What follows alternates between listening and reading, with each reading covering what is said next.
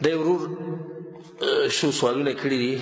یو کس دی چې د هغه نه مور خفه وه او هغه مړه شوې ده او اوس د ده د کور ډېر بد حالات دي، رزق ډېر تنګ دی او ماشومان بچي دي. د ده لپاره څه کول پکار دي چې حالات یې بدل شي؟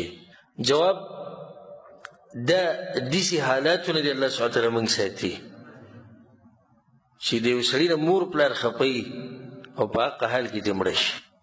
لکه چې دی د قبره پورې د زنکدنه پورې د ساه وتو پورې به دې ځان ملامته کوي او څه کېږي پکې داسې نه لکه داسې پکې څه نه کېږي چې دا راپاڅي او دی ته معافي وغواړي او هغو ته ووایي چې ورته موږ معاف کړی.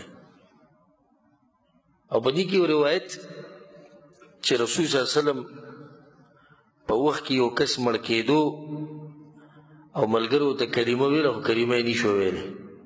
هغوی رسول صلی الله علیه وسلم ته وویل، رسول صلی الله علیه وسلم لاړ.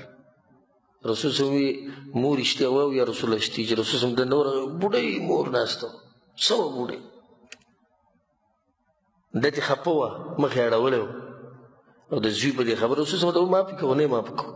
بیا رسول وایي صحیح ده اور ته به لاړ شي. نه نه نه یا رسول الله نه، یعنې خفه شول چې څنګه دې دا ووایي هلته کلمه ووایي نو کلمه ورته نصیب شو. نو دا همه خبره یې د ساتئ چې کله یو سړي د مور پلار خفه وي که نه، الله ورته د مرګ په وخت کې د کلمې د ویلو توفیق نه ورکوي. نو بیا د کومو نه چې په هغه حال کې تلي ما ته پته چې دې ډېر غټ سوچ او فکر به یې د دغه ورور سره چې اوس زه څه وکړم. نو اوس دا کول پکار دي چې د دې ګناه توبه هغه ته الله سبحانه وتعالی طرف ته رجوع وکړي، وجاړي، بار بار الله نه دغه سوال وکړي چې الله ما معاف کړه، دا خطا زمانه شي، دا ګناه زمانه شي.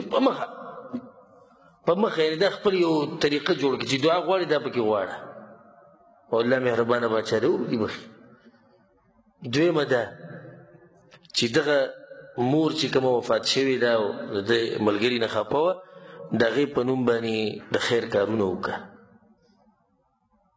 د هغې په نوم باندې چې ته صدقه جاریه، د هغې په نوم باندې بل څه داسې خیر او ښېګړې کاري نو هغه وکړه.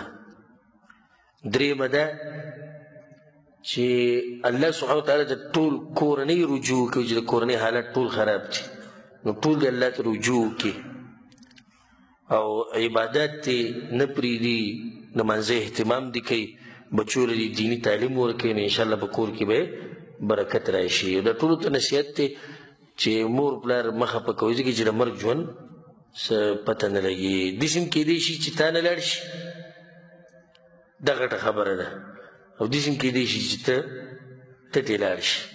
په داسې حال کې چې تا راضي کړي نه دي او ته مړ شو، دا هم ګوره د سوچ خبره ده.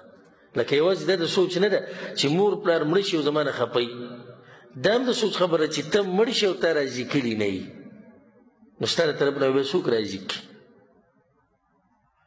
دویم سوال دې ورور دا کړی چې کله مړی وشي او بل انسان د هغه دپاره دعا کوي، لاړ شي دعا کوي تعزیت دپاره، نو په څه طریقه به یې کوي؟ په دې طریقه به یې کوي چې دعا به کوي او لاس به ورسره نه اوچتوي، ځکه چې د رسول صلی الله علیه وسلم نه دا ثابته دی چې هغه تعزیت له تللی دی.